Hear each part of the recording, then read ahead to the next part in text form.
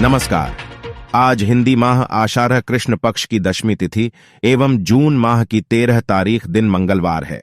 आज के ही दिन यानी कि 13 जून 1906 को भारत के महान लेखक, इतिहासकार और सामाजिक टीकाकार इलम कुलम मनक्कल शंकरण नंबूदरीपाद का केरल के पालाघाट में जन्म हुआ था। संक्षिप्त रूप से उन्हें ईएमएस नंबूदरीपाद नाम से पुकारा जाता था। उन्होंने 1957 में केरल की पहली कम्युनिस्ट सरकार का गठन किया। उनके द्वारा शिक्षा के प्रति चलाए गए अभियानों का परिणाम रहा कि आगे चलकर केरल भारत का पहला संपूर्ण साक्षर प्रदेश बन सका। यह YouTube digital podcast channel radio Ballia का नमस्कार बलिया कार्यक्रम है। बलिया जनपद से जुड़ी विभिन्न खबरों एवं उपयोगी जानकारियों पर आधारित यह कार्यक्रम अभी प्रायोगिक तौर पर तैयार किया जा रहा है। शीघ्र ही इसे आप नियमित तौर पर सोमवार से शुक्रवार तक प्रतिदिन प्रातःकाल 6:30 बजे से सुन सकते हैं। मेरा नाम है विजय कुमार और मैं हूँ साधना। आज मंगलवार है और आज हम लेकर आते हैं अपना साप्ताहिक कार्यक्रम अपनी माटी अपने लोग। विजय जी, आज इस कार्यक्रम में किस विषय पर बात करने वाले हैं? साधना जी, आज हम रेडियो बलिया के साप्ताहिक कार्यक्रम अपनी माटी अपने लोग में बलिया जनपद के एक ऐसे अमर सेनानी की जीवटता एवं अदम्य साहस की चर्चा कर रहे हैं, जिन्होंने अपने चंद साथियों की दम पर न सिर्फ ब्रिटिश फौज को टक्कर देने की ठानी, बल्कि भारत की आजादी के बाद बलिया में जनसंघ की जड़ों को भी मजबूत करने का काम किया। अपराजेय योद्धा स्वतंत्रता संग्राम सेनानी सरदार रामाशीष सिंह की 26वीं पुण्यतिथि पर उनके जीवन की अद्भुत कहानी। उससे पहले बलिया जनपद की अब तक की प्रमुख खबरें। 10 वर्ष पुराने एक मामले में सुनवाई करते हुए बलिया की एमपीएमएलए कोर्ट ने बांसडीह विधानसभा क्षेत्र से विधायक केतकी सिंह एवं अन्य सभी आरोपियों को साक्ष्य के अभाव में बरी कर दिया है।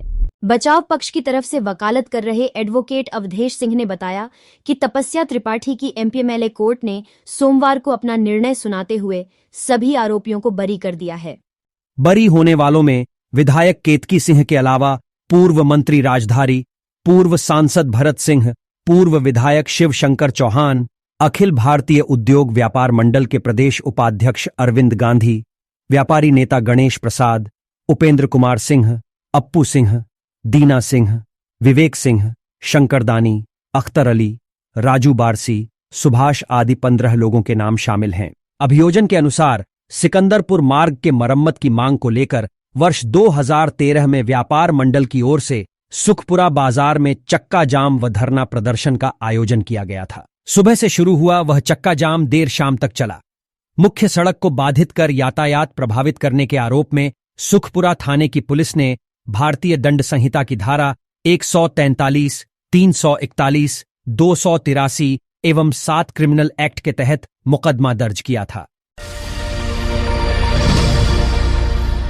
बलिया जनपद के रसरा नगर स्थित श्रीनाथ बाबा मठ की जमीन पर हुए कथित अतिक्रमण को लेकर तीसरे दिन भी तनाव बना रहा। मौके पर पुलिस बल तैनात करने के साथ ही उच्चाधिकारी मामले पर नजर बनाए हुए हैं। मठ के महंत कौशलेंद्र गिरी की तहरीर पर पुलिस ने अतिक्रमण करने और हत्या के प्रयास में 14 लोगों पर मुकदमा दर्ज किया है।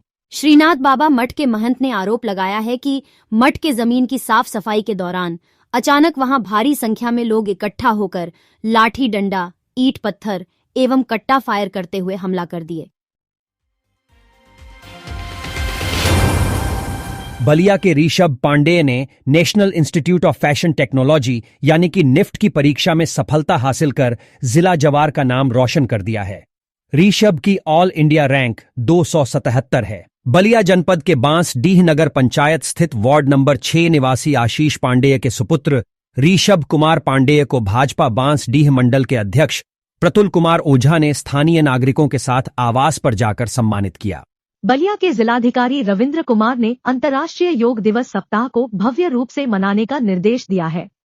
विकास भवन स्थित सभागार में बैठक करते हुए जिलाधिकारी ने कहा कि 15 से 21 जून तक पूरे जनपद में प्रत्येक दिन अलग अलग कार्यक्रम आयोजित करते हुए लोगों को योग के प्रति जागरूक किया जाए। बैठक में जिला आयुर्वेदिक चिकित्सा अधिकारी, जिला होम्योपैथिक अधिकारी, आयुष विभाग के कर्मचारियों सहित पतंजलि योगपीठ, गायत्री शक्तिपीठ, आर्ट ऑफ लिविंग सहित योग से संबंधित संगठनों के प्रतिनिधि उपस्थित रहे। मानक विहीन पैथोलॉजी सेंटरों के विरुद्ध चलाए जा रहे अभियान के तहत उप जिलाधिकारी रसरा सदानंद सरोज के नेतृत्व में जांच टीम ने मानक पर खरा न उतरने वाले क्षेत्र के 3 पैथोलॉजी सेंटरों को सील कर दिया। रेडियो बलिया के रसरा संवाददाता ललन बागी की भेजी रिपोर्ट सुनिए सुनील कुमार से। मानक विहीन पैथोलॉजी सेंटरों पर कार्रवाई करते हुए प्रशासनिक टीम ने रसरा में 2 तथा नगरा में 1 पैथोलॉजी सेंटर को सील कर दिया। प्रशासन की इस कार्रवाई से पूरे दिन अफरा तफरी कायम रही। कुछ दिन पूर्व प्रशासन ने पैथोलॉजी सेंटर चलाने वाले सभी लोगों को चेतावनी दिया था कि मानक के अनुसार अपने को व्यवस्थित कर लें और आवश्यक कागजात बनवा लें, लेकिन प्रशासनिक टीम की बातें बेअसर रहीं। फलस्वरूप प्रशासनिक टीम ने कार्रवाई की है। रसरा स्थित मारिया व आशा पैथोलॉजी तथा नगरा क्षेत्र के एसके डायग्नोस्टिक सेंटर के संचालक द्वारा आवश्यक कागजात व मानक पूरा नहीं करने पर इन तीनों पैथोलॉजी सेंटर को प्रशासनिक टीम में शामिल एसडीएम रसरा सदानंद सरोज व पुलिस क्षेत्राधिकारी फहीम कुरैशी द्वारा सील कर दिया गया। बलिया शहर में हुई चोरी की एक घटना में चोरों ने न सिर्फ घर में रखे नकदी एवं कीमती सामान पर हाथ साफ किया, बल्कि पूरे इत्मीनान से घर के रसोई में चाय बनाकर पिया। चोरी के वक्त घर के सभी लोग किसी मांगलिक कार्य में भाग लेने एक रिश्तेदार कहां गए हुए थे। घटना बलिया शहर के जगदीशपुर मोहल्ले की है। वाहन चोरी पर प्रभावी अंकुश लगाने एवं वांछित अभियुक्तों के विरुद्ध चलाए जा रहे अभियान के तहत बलिया पुलिस को एक बड़ी कामयाबी मिली है। स्पेशल ऑपरेशन ग्रुप एवं सुखपुरा थाने की पुलिस की संयुक्त टीम ने विभिन्न स्थानों पर छापेमारी कर चोरी की 14 मोटरसाइकिल बरामद करते हुए इससे संबंधित 9 लोगों को गिरफ्तार करने में सफलता पाई है। अब तक के प्रमुख समाचार सुना रही थीं साधना और साथ में Sunil Kumar. YouTube digital podcast channel radio Ballia का यह नमस्कार बलिया कार्यक्रम है। इसे आप सोमवार से शुक्रवार तक प्रतिदिन प्रातःकाल 6:30 बजे से सुन सकते हैं। मेरा नाम है विजय कुमार।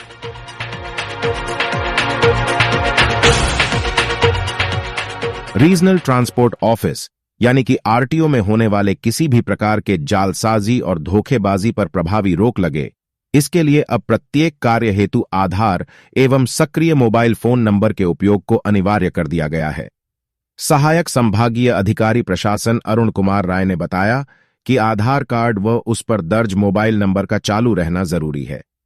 ड्राइविंग लाइसेंस एवं व्हीकल रजिस्ट्रेशन सर्टिफिकेट यानी कि आरसी हेतु पहले से ही आधार कार्ड अनिवार्य था, लेकिन अब वाहन का फाइनेंस, लोन उतारना, स्वामित्व परिवर्तन, पंजीयन प्रमाण पत्र की द्वितीय प्रति लेना, नया पंजीयन व अन्य कोई भी कार्य बिना आधार कार्ड व उस पर लिंक मोबाइल नंबर के नहीं हो सकेंगे। यहां तक कि वाहनों के परमिट व फिटनेस भी नहीं बन सकेंगे। इसके लिए सभी आवेदकों को अपना सक्रिय मोबाइल नंबर अपडेट करवाना होगा। नई व्यवस्था के तहत अब मोबाइल फोन पर ओटीपी जाएगा और उसी ओटीपी के जरिए पोर्टल पर आवेदन स्वीकार किए जाएंगे। आरटीओ में जालसाजी पर प्रभावी रोक लगाने की कवायद।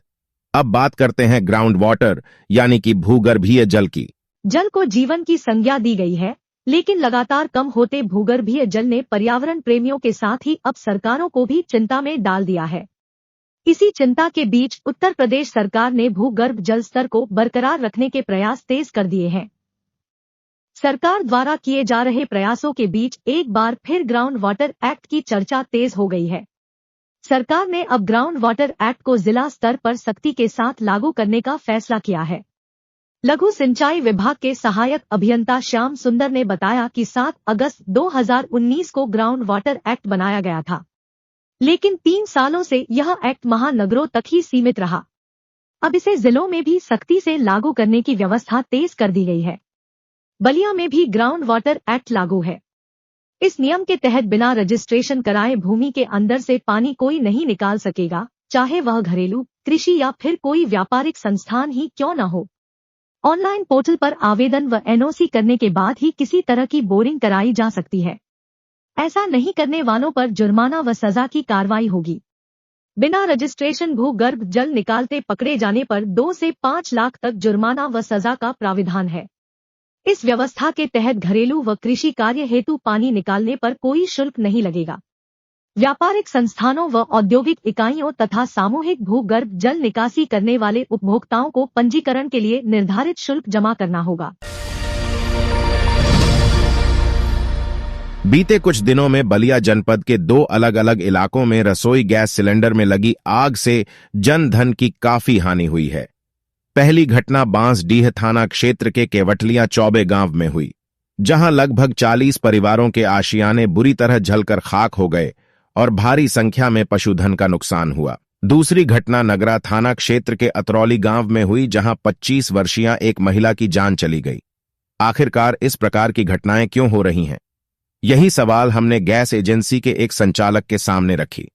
तब उन्होंने बताया, रसोई गैस सिलेंडर जल्दी नहीं फट सकते हैं। हाँ, पाइप लीकेज की समस्या आती रहती है। उपभोक्ताओं को चाहिए कि पाइप की एक्सपायरी डेट देखकर समय पर पाइप बदल दें। समय से पाइप नहीं बदलने के कारण हादसों की संभावना बनी रहती है। ध्यान रहे कि रेगुलेटर की खरीदारी अधिकृत गैस एजेंसी से ही करें। और हाँ, इस बात का विशेष ध्यान रखें कि जब खाना न बना रहे हों उस समय रेगुलेटर अवश्य बंद रखें। प्रत्येक साल 14 जून को विश्व रक्तदाता दिवस के रूप में मनाया जाता है। इस दिन को एक उत्सव के रूप में मनाते हुए तमाम स्वयंसेवी संस्थाएं एवं जागरूक लोग रक्तदान कर मानवता की सेवा करते हैं। इस वर्ष अमर उजाला फाउंडेशन की ओर से 14 जून को बलिया जिला चिकित्सालय में रक्तदान शिविर का आयोजन किया जाएगा। शिविर में स्वेच्छा से रक्तदान कर आप भी महादानी बन सकते हैं।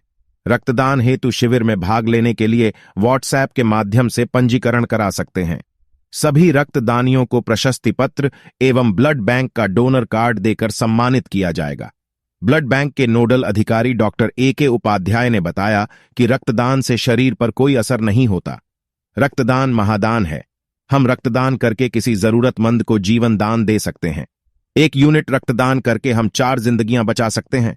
तो देर किस बात की है? उठाइए फोन और स्क्रीन पर दिए व्हाट्सएप नंबर पर नाम, पता व मोबाइल नंबर भेजकर अपना पंजीकरण कर मानवता के इस महा अभियान का हिस्सा बने।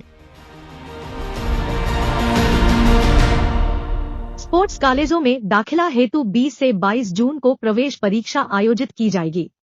बलिया के जिला क्रीड़ा अधिकारी धीरेन्द्र कुमार पुरुषोत्तम ने यह जानकारी देते हुए बताया कि Guru Gobind Singh sports college Lucknow, Veer Bahadur Singh sports college Gorakhpur, Saifai sports college Saifai में cricket, hockey, football, volleyball, athletics, gymnastic, कुश्ती, तैराकी, कबड्डी, जूडो, बैडमिंटन खेलों के अंतर्गत प्रशिक्षण प्रदान किया जाता है। आजमगढ़ मंडल के अधीन जनपदों के खिलाड़ियों का उक्त तीनों स्पोर्ट्स कॉलेजों में प्रवेश के लिए संयुक्त प्रारंभिक चयन परीक्षा सुखदेव पहलवान स्पोर्ट्स स्टेडियम आजमगढ़ में 21 एवं 22 जून को होगी। इस संदर्भ में अधिक जानकारी के लिए जिला क्रीड़ा अधिकारी से संपर्क किया जा सकता है। बलिया जिले में मत्स्य पालन के इच्छुक उम्मीदवार 15 जून तक आवेदन कर सकते हैं। मत्स्य विकास एवं पालन विभाग के मुख्य कार्यकारी अधिकारी संजय कुमार ने यह जानकारी देते हुए बताया कि प्रधानमंत्री मत्स्य संपदा योजना, निषादराज बोट योजना व मत्स्य पालन कल्याण कोष के तहत लाभ लेने हेतु 15 जून तक ऑनलाइन आवेदन किया जा सकता है।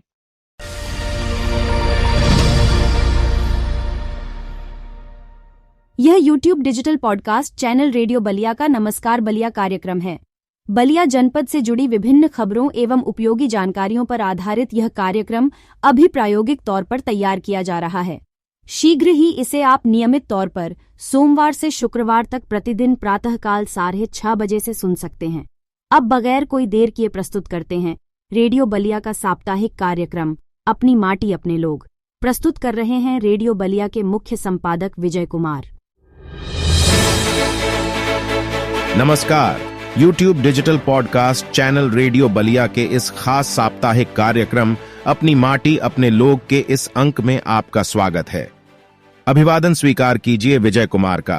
आज हम बलिया जनपद के एक ऐसे अमर सेनानी की जीवटता एवं अदम्य साहस की चर्चा कर रहे हैं, जिन्होंने अपने चंद साथियों के साथ न सिर्फ अंग्रेजों को टक्कर देने की ठानी, बल्कि भारत की आजादी के बाद बलिया में जनसंघ की जड़ों को मजबूत करने का भी काम किया। अपराजेय योद्धा, स्वतंत्रता संग्राम सेनानी सरदार रामाशीष सिंह की 26वीं पुण्यतिथि पर उनके जीवन की अद्भुत कहानी। बात उन दिनों की है जब बलिया वासियों ने 1942 ईस्वी की अगस्त क्रांति में अपना महत्वपूर्ण योगदान देते हुए दुनिया के इतिहास में बलिया के नाम का एक और सुनहरा पन्ना शामिल करवा दिया था। वह स्वर्णिम पन्ना था बलिया की आजादी का। हजारों बलिया वासियों के बलिदान और बागीपन के परिणाम स्वरूप अंग्रेजों को फौरी तौर पर मुंह की खानी पड़ी। स्थानीय क्रांतिकारी नेताओं ने बलिया के शासन की डोर अपने हाथों में ले लिया। अंग्रेजी सत्ता के लिए यह एक जबरदस्त सदमा था। कुछ ही दिनों में अंग्रेजी फौज ने बर्बर अंग्रेज अधिकारी नेदरसोल के नेतृत्व में एक बार फिर बलिया पर नियंत्रण स्थापित कर लिया। इस बार ब्रिटिश हुकूमत ने बलिया वासियों पर जुल्मो सितम की इंतहा करने की ठान रखी थी। अंग्रेजों ने गांव-गांव, नगर-नगर अत्याचार के नित्य नए कीर्तिमान बनाए। अपने साथियों पर हो रहे अत्याचार से व्यथित एक नौजवान ने अंग्रेजों से सीधी टक्कर लेने की सोची। अपने जीवन के 21 वसंत देख चुके उस साहसी नौजवान का नाम था रामाशीष सिंह। उत्तर प्रदेश सरकार के सूचना विभाग द्वारा 1965 ईस्वी में प्रकाशित पुस्तक स्वतंत्रता संग्राम के सैनिक के संपादक एस भट्टाचार्य लिखते हैं, ब्रिटिश फौज का दरिंदा अफसर नेदरसोल आजाद बलिया पर पुनः कब्जा कर चुका था। आजादी के दीवानों को पकड़कर तरह तरह की यातनाएं दी जा रही थीं। इन अत्याचारों से आहत होकर रामाशीष सिंह अपने 15-20 साथियों के साथ बलिया रेलवे स्टेशन से जुलूस निकालकर नारा लगाते हुए लोगों से अपील करने लगे कि ब्रिटिश सरकार के इस अत्याचार के खिलाफ लोग सड़कों पर निकलें।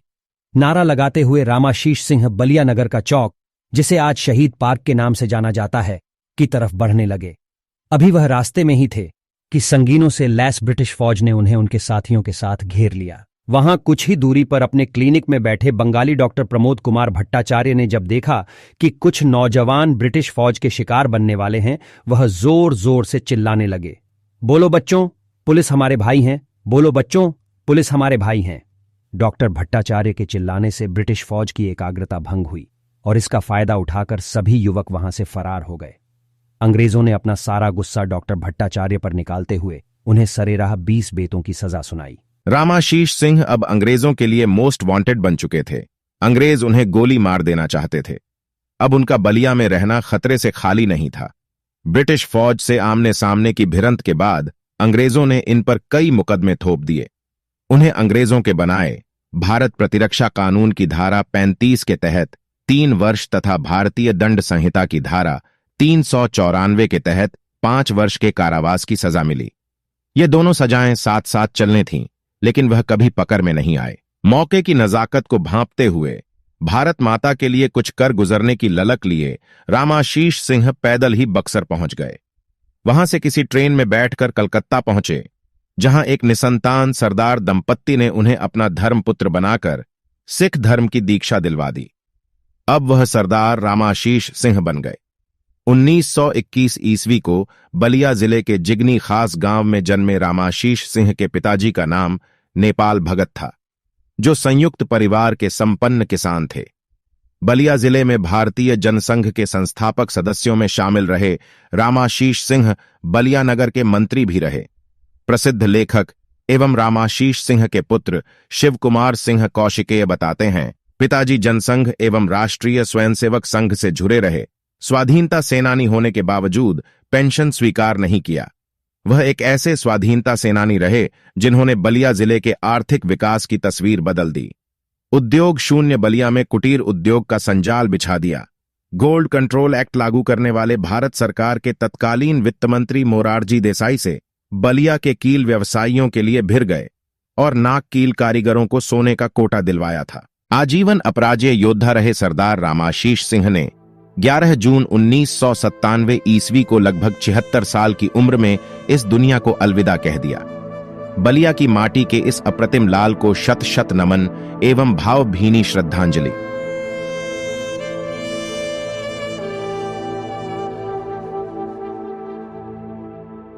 YouTube digital podcast channel radio Ballia की यह प्रस्तुति अपनी माटी अपने लोग आपको कैसी लगी कमेंट बॉक्स में जरूर बताइए। और हाँ, चैनल पर यदि नए हैं तो रेडियो बलिया की टीम के उत्साहवर्धन हेतु आप इसे सब्सक्राइब जरूर करें, ताकि हम ऐसे ही रोचक एवं ज्ञानवर्धक कार्यक्रम लेकर आते रहे। रेडियो बलिया के इस पॉडकास्ट को समाप्त करने की इजाजत दीजिए। आज कार्यक्रम का संचालन किया विजय कुमार ने और तकनीकी पक्ष संभाल रहे थे शशांक शेखर।